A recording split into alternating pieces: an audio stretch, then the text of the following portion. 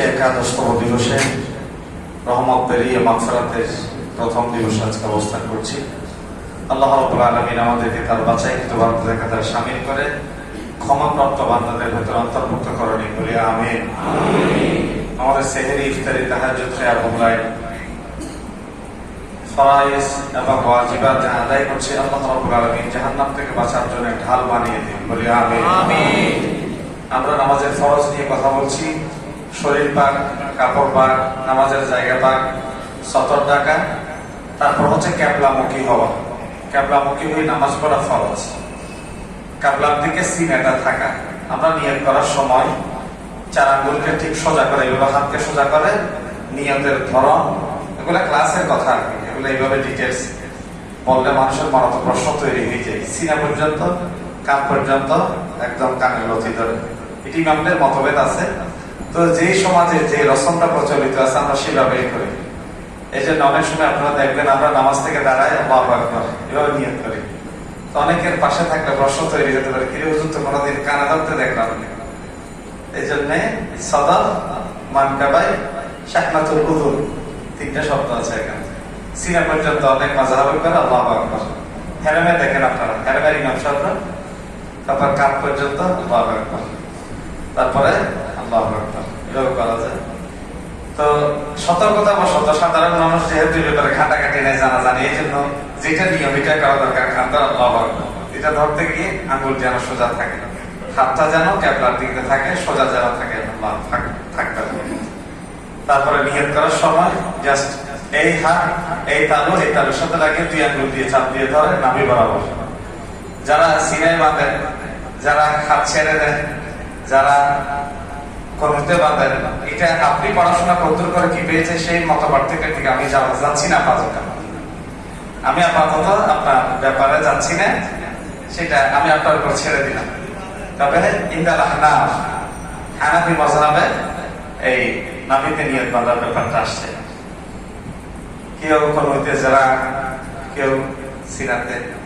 এটা ইমাম মালিক রাহমাতুল্লাহ আলাইহি বলেন যে একদল লোক মসজিদের মারামারি হচ্ছে, দলিন এবং জলিন একটা সময় বেশি ছিল।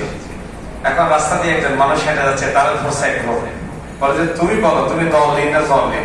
বলে যে আপনাদের এই দলিন জলিনের জ্বালায় আমি নামাজে পড়ি না, আপনারা দলিন জলিন নিয়ে থাকেন, আমি মসজিদে না।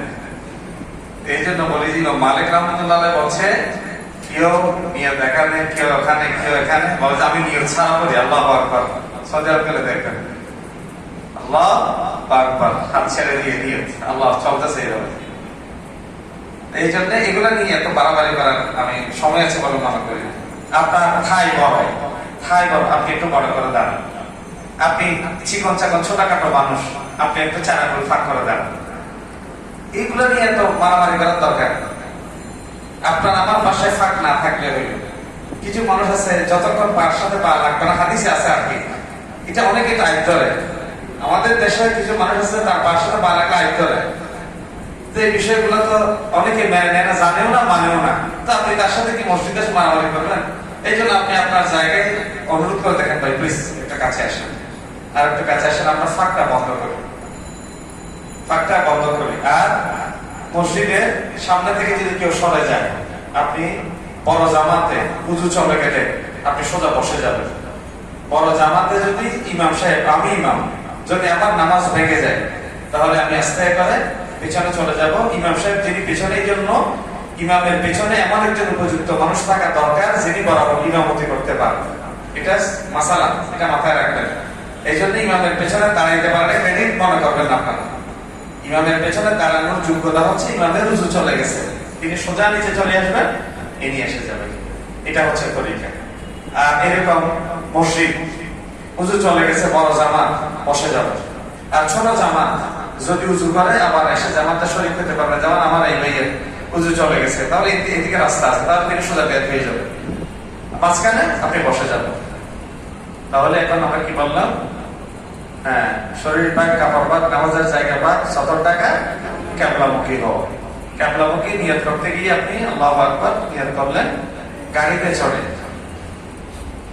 চড়ে আপনি নিয়ত করলেন। এখন গাড়ি উত্তর দক্ষিণ ছিল, আপনি পশ্চিম দিকে হয়ে নিয়ত করলেন, কিছুক্ষণ পর গাড়ি পূর্ব দিকে হয়ে গেছে, আপনি দক্ষিণ দিকে হয়ে গেছে, তখন ফাইনামা তুওয়াল্লু ফাসাম্মা ওয়াজহুল্লাহ।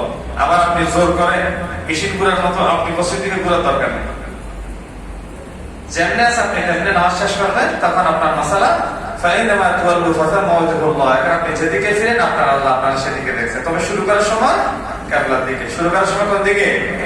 কিবলার দিকে।